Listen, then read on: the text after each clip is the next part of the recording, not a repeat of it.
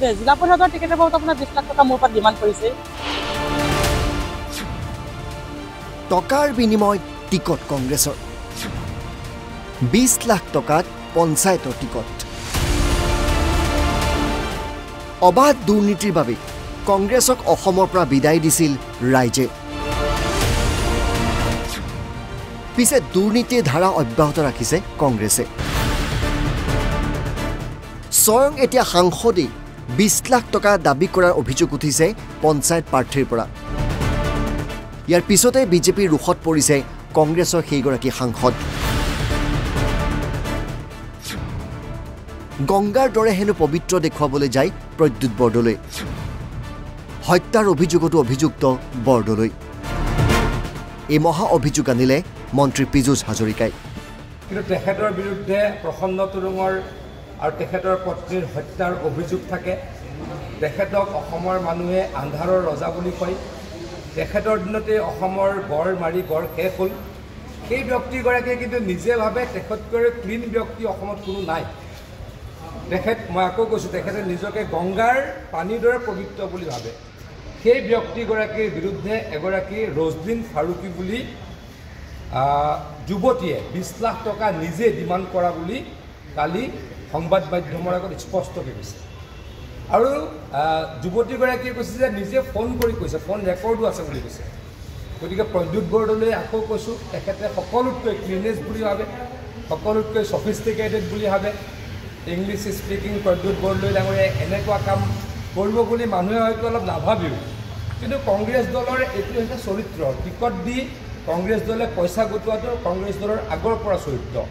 অকল লাহৰীঘাটৰ পৰাই খবৰ অহা নাই, ধুবুৰীৰ পৰাও আহিছে, গোৱালপাৰাৰ পৰা আহিছে, প্ৰত্যেকখন জিলাৰ পৰাই, বিশেষকৈ য'ত সংখ্যালঘু বসতিপ্ৰধান অঞ্চলত ইলেকশ্যন হৈছে তাৰ পৰাই এই অভিযোগটো দিনে ৰাতিয়ে আমি পৰহিৰ পৰা টিভিত দেখি আছোঁ। সংখ্যালঘু ৰাইজক তেওঁলোকে এইদৰে প্ৰতাৰণাও কৰে। সাংসদ প্ৰদ্যুৎ বৰদলৈক পোনপটীয়া আক্ৰমণৰ লক্ষ্য কৰি লয় পীযুষ হাজৰিকাই। প্ৰদ্যুৎ বৰদলৈ ক্লিন ইমেজৰ চোলাটোত এতিয়া চেকা লাগিলে। 20 লাখ টকা খৰচ কৰি যদি কোনোবাই টিকট লয়, 30 লাখ টকা খৰচ কৰি যদি কোনোবাই টিকট লয়, মানুহজনে সেই 30 লাখ টকা উলিয়াব লাগিব।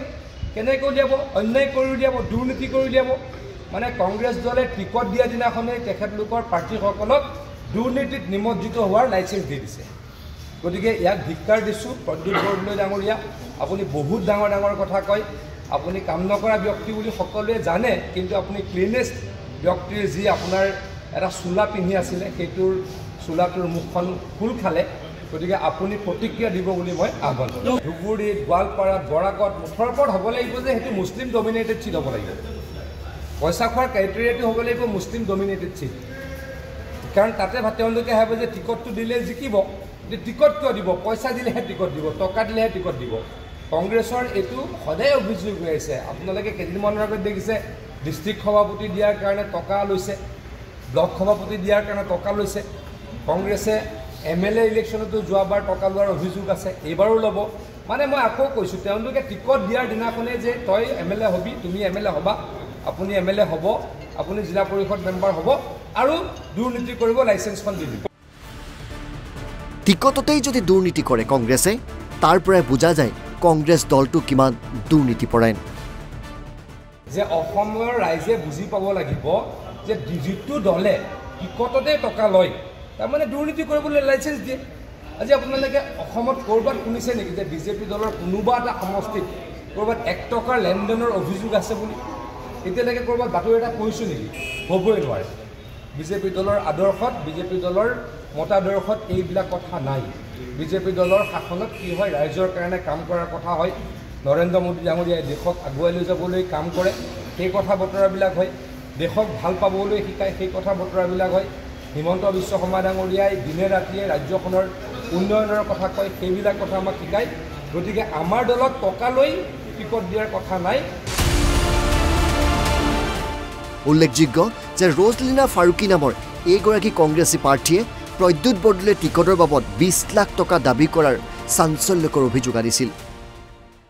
আমাৰ কংগ্ৰেছ দলৰ প্ৰদ্যুৎ বৰদলৈ MP আৰু আপোনাৰ ৰমেশ বৰদলৈ, ভূপেন বৰা তেখেতসকলে কংগ্ৰেছৰ কৰ্মী, নিষ্ঠাবান কৰ্মীসকলক দাম নিদিয়ে আৰু তেখেতে ক'লে পইচাৰ বিনিময়ত মোৰ পৰা এমপিয়ে মোৰ মোবাইলত ফোন কৰিছে, তেখেতে মোৰ পৰা 20 লাখ টকা ডিমাণ্ড কৰিছে, 20 লাখ টকা দিলে তেখেতে মোক টিকেট দিব।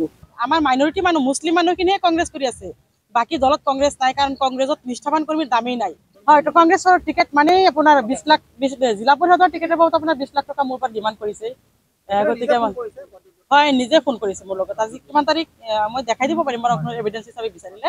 তেখেতে নিজে ফোন কৰিছে, মোক সুধিছে, মই কিছু প্ৰতিদ্বন্দ্বিতা কৰিম। Bureau report, NB news.